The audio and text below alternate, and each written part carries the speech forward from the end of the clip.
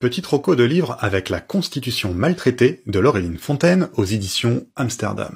Le livre paraît à point nommé, on pourrait dire. Parfaitement illustré par les récentes décisions du Conseil constitutionnel à propos de la réforme des retraites, le livre s'attache à montrer l'anomalie démocratique que représente cette institution de la Ve République. Pour l'autrice, le Conseil constitutionnel n'est donc pas le contre-pouvoir qu'il prétend être et dessert au final l'idée même d'état de droit à travers l'opportunisme politique qui prévaut, la faiblesse de culture juridique de certains de ses membres ou les jeux d'influence qui y ont cours.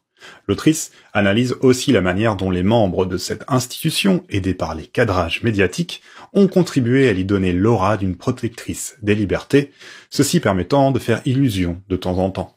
L'actualité récente, ainsi que ce livre, semble toutefois défaire peu à peu le mythe qui entoure le Conseil constitutionnel. Petit troco de livre avec le théâtre carcéral d'Alexia Statopoulos. Avec ce livre, les éditions du commun poursuivent leur parcours éditorial autour du thème de la prison, de son état et de la manière de la repenser, voire de l'abolir. Alors ce livre s'organise autour de la métaphore théâtrale pour analyser l'espace carcéral comme une scène sur laquelle tout le monde joue son rôle, sans être en mesure de façonner une communauté et en même temps quelque chose de commun, forcément. Que ce soit à l'intérieur de la prison ou à son extérieur, à la sortie, c'est donc le commun qui est nié, empêché, à travers des représentations et des rôles presque stéréotypés dans lesquels l'attaque ou la défense sont la règle, où tout se joue à la carotte et au bâton. Le conflit et la hiérarchie y sont de mise, et c'est en fin de compte la réinsertion et le véritable lien social qui se retrouvent bloqués, abolis d'avance, par la manière même dont le système carcéral fonctionne. Petit troco de livre avec les pensées de l'Indien qui s'est éduqué dans les forêts colombiennes de Manuel Quintín Lamé, aux éditions Wild Project. L'auteur, né en 1880 et mort en 1967, était un militant autochtone colombien qui a lutté toute sa vie contre la confiscation des terres indigènes au profit d'un système toujours imprégné de colonialisme. L'ouvrage constitue, a posteriori évidemment, un témoignage précurseur du mouvement décolonial sud-américain. Le processus de colonisation des terres et des mentalités commence pour Lamé, comme pour la pensée décoloniale, dès 1492 et se poursuit donc près de 5 siècles plus tard. Le livre s'efforce de penser un cheminement qui trace une route alternative où se mêlent spiritualité autochtone et foi chrétienne à celle donc de l'oppression coloniale. Lamé, emprisonné plusieurs fois dans sa vie, laissera une trace qui finira par apparaître dans la constitution colombienne, permettant la reconnaissance des terres autochtones. On a parlé de la propriété il y a pas longtemps, avec la vidéo sur la copossession du monde de Pierre Crétois. Petite roco de livre avec également aux éditions Amsterdam, Posséder la nature, un ouvrage collectif dirigé par Frédéric Graber et Fabien Locher, réédité l'année dernière. Le livre s'intéresse à travers ses différentes contributions au lien entre propriété et environnement. Son intérêt global est de montrer en quoi l'idée abstraite de propriété et sa concrétisation à marche forcée construit une vision de la nature qui doit être possédée, travaillée, exploitée. Cela se déroule à travers une multitude de processus socio-historiques, intimement liés à la logique capitaliste de colonisation et d'appropriation de la faune et de la flore à travers le contrôle des semences ou du bétail. Et si donc, comme on l'a vu avec Crétois, l'idée de propriété n'était pas si bonne pour protéger l'environnement? À l'heure de la crise climatique et d'une résurgence des enclosures, il est donc largement temps de dénaturaliser la propriété. Alors que les drones survolent les manifs et que la reconnaissance faciale se déploie partout, la captation vidéo peut être aussi un moyen de résistance politique, d'activisme.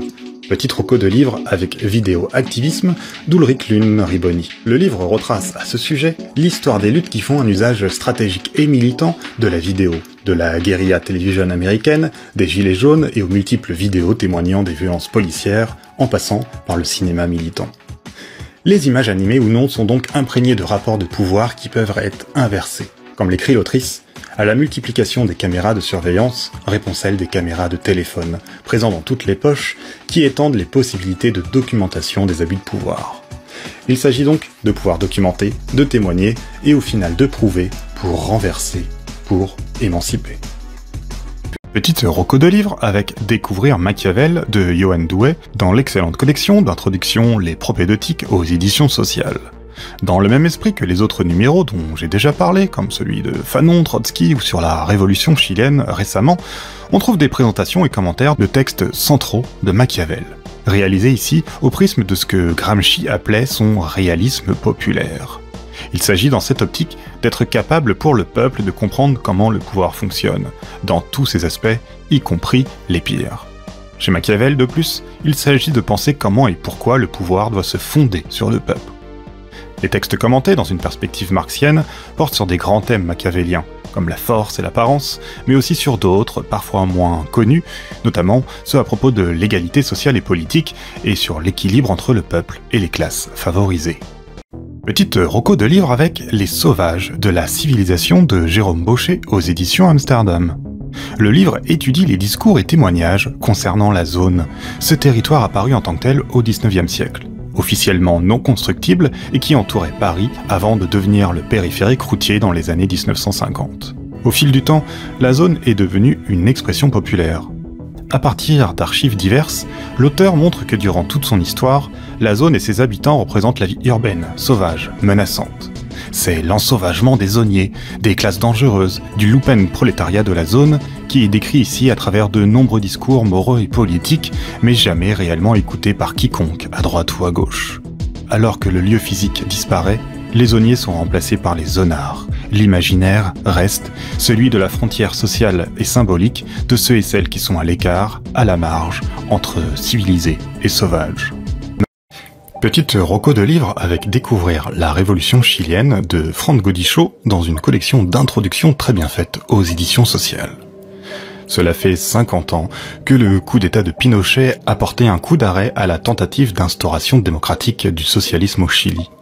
Le recueil introduit et commente divers textes de l'époque 1970-73 et traite notamment des questions du tiers-mondisme, d'anti-impérialisme, de réforme agraire ou encore des révoltes autochtones.